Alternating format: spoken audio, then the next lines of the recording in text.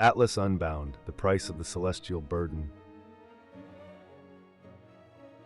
In the celestial expanse where Atlas, a figure of mythic strength, dutifully carries the heavens, the story of a young girl named Elara begins to unfurl. On the terrestrial plane far below, where the realms of gods and humans meet, Elara's existence in a simple village belies her significance. While she plays along the ancient streams and under the giant boughs that seem to whisper secrets, her every step unknowingly draws her closer to a destiny tied to the heavens themselves. This mystical world where the celestial and earthly realms intersect in a tapestry of starlit skies and lush green earth sets the stage for an epic saga. Here, Atlas, synonymous with endurance and suffering, remains bound by chains not only of iron but of prophecy. Below him, Elara, a vibrant soul with eyes like spring leaves, remains unaware of the threads of fate that connect her to the Titan's celestial burden. As the quiet life of the village hums along, figures of power and myth stir the pot of fate. Cronus, scheming in the shadows, watches with an eagle's eye, seeking an opportunity to manipulate and regain his lost throne.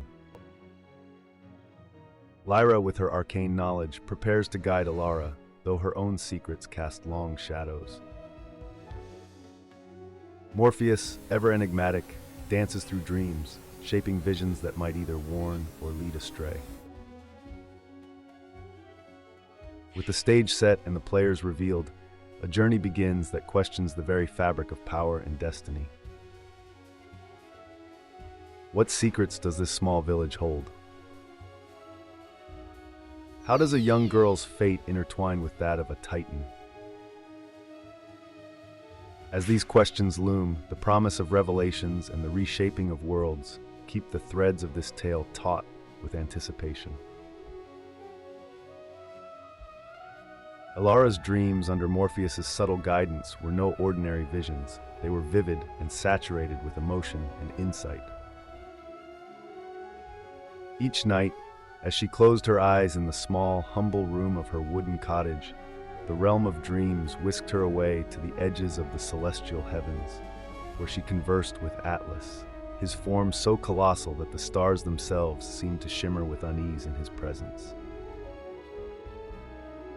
Through these nocturnal meetings, Atlas revealed the loneliness of his eternal servitude, his voice a deep rumble like distant thunder, but softened by a palpable sorrow.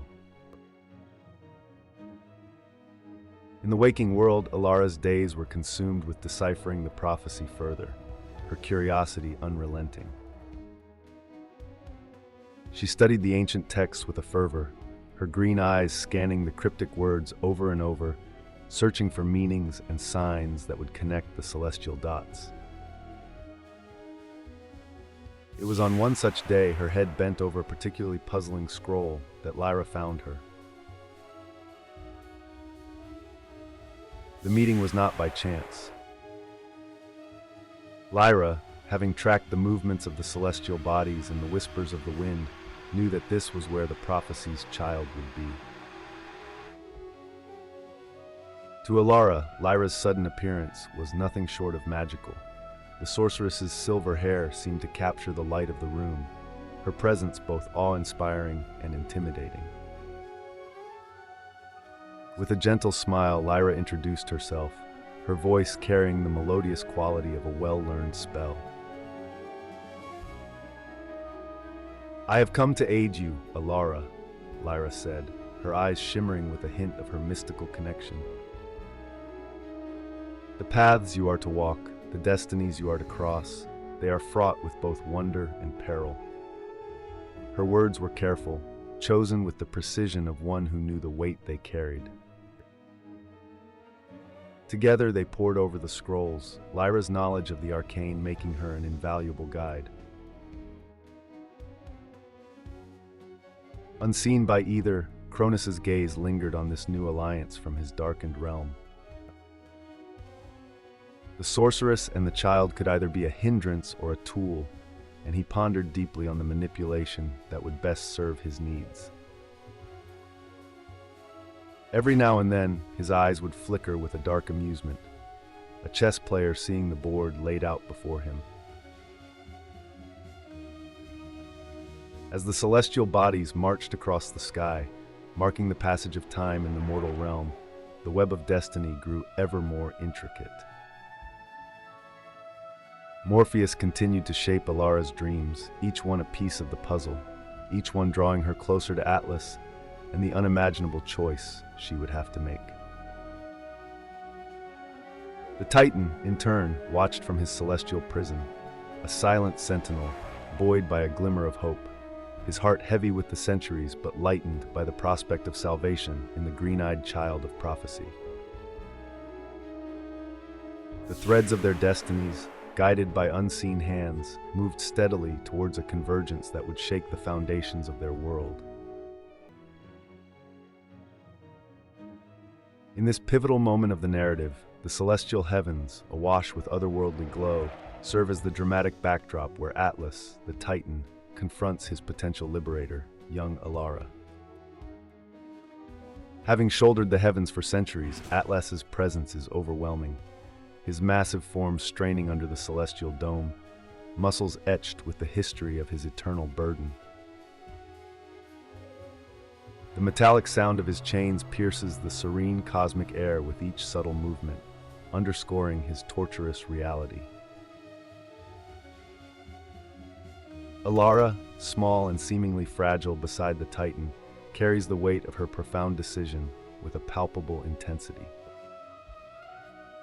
Her journey to this moment was marked not only by physical travel through the ancient forests and mystical terrains of her world, but also by a profound internal struggle, guided by cryptic prophecies and the manipulations of gods and titans alike.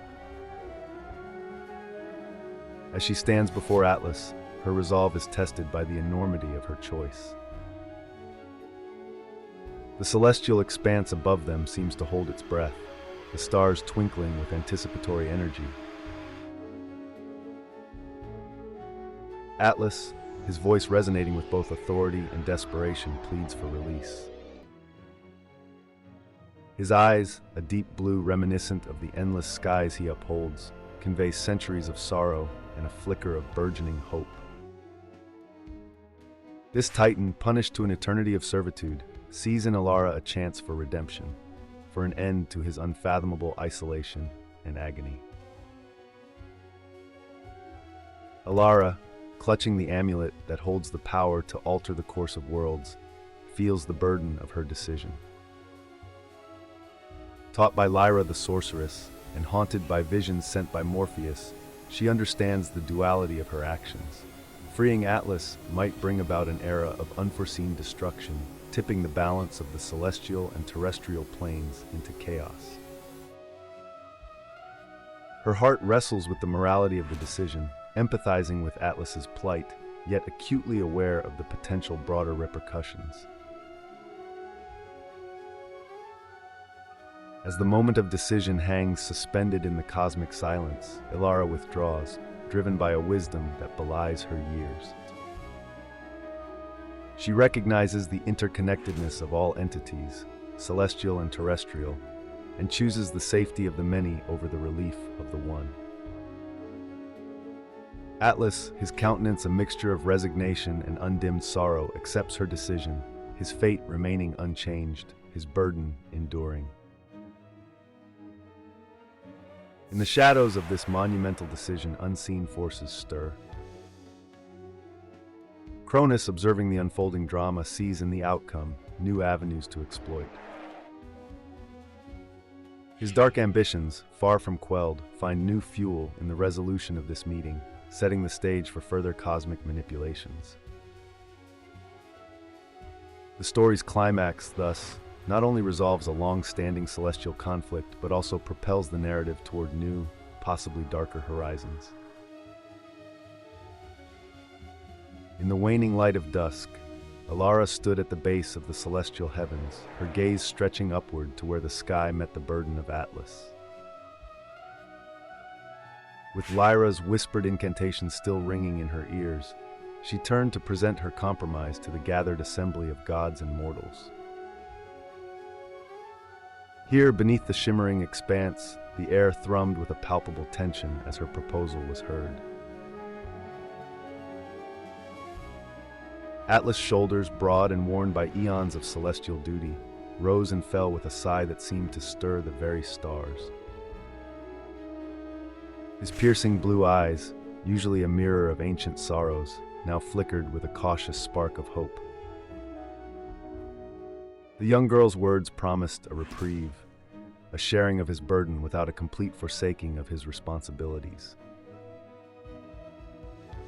This was not freedom, but it wasn't eternal bondage either. Meanwhile, obscured by the shadows of the ancients, Cronus watched the scene unfold with a scowl etched deeply onto his regal features. The Titans' plan to exploit Atlas's liberation to reclaim his throne had been artfully disrupted by a child. His dark eyes glinted malevolently as he turned away, mind racing with new schemes. He whispered to the lesser gods, sowing seeds of dissent, his words twisting the uncertainty of Elara's plan into fears of chaos and imbalance. As night deepened, the assembly debated Elara's proposal with increasing fervor. Morpheus, choosing his moment, drifted through the dreams of the undecided, his presence soothing, his arguments compelling. In the realm of slumber, he painted visions of balance and harmony, reinforcing Elara's solution as one of wisdom and foresight. Lyra, standing beside Elara, watched the proceedings with a guarded expression. In her heart, loyalties warred like the stars clashing in the celestial heavens above. While she supported Elara's brave stance, the allure of Cronus's promise of power whispered in the back of her mind. Her silver hair and ebony skin caught the starlight as she silently prepared to counter whatever chaos Cronus might unleash next. As the first light of dawn tinged the sky with pink and gold, the assembly reached a weary consensus. Elara's proposal, though fraught with unknowns, offered a path forward. The gods would take turns aiding Atlas, sharing his load, while mortals would honor him in new rituals and prayers, strengthening his spirit. This delicate balance was the thread upon which the future now hung, carefully woven by a girl who dared to challenge fate. High above the realms where mortals sleep and stars keep silent vigil, a new constellation appeared, faint but unmistakably shaped like Atlas in repose. The heavens, once solely borne on his stoic shoulders, now shimmered with a softer light, their weight redistributed by the combined magic of Lyra and Morpheus. For the first time in countless eons, Atlas felt the chains of destiny loosen, allowing him to breathe a sigh that seemed to stir the cosmos. Below, in the village that had once seemed so small against the vast backdrop of the world, Elara walked familiar paths with unfamiliar steps. Her eyes, reflecting a maturity born from the convergence of celestial and human struggles, took in the simple beauties of her home. She had left as a child curious about the tales of gods and titans, only to return as a young sage who had touched the divine. The villagers sensed this change, treating her with a reverence that was tinged with a subtle fear of the unknown. In the quiet moments before dawn, when the world seemed to hold its breath, Elara would gaze up at the new constellation, pondering the cost of freedom and the price of burdens shared. Atlas was not free, not truly, but had found a semblance of peace in the shared load, a poignant reminder that no one is meant to carry the weight of the world alone. The realms of gods and men now existed in a delicate balance, a harmony as tentative as it was beautiful. Questions lingered in the starlit silence. Would this balance hold? Could Atlas's partial liberation lead to unforeseen consequences in the tapestry of fate? What new tales would unfold under the watchful eyes of the celestial? In life, as in the cosmos, every burden eased is a freedom gained, no matter how small. And perhaps the most profound lesson lies not in the achieving of total freedom, but in learning to share our loads, so that, like Atlas, our respite, though incomplete, becomes the foundation of a new strength.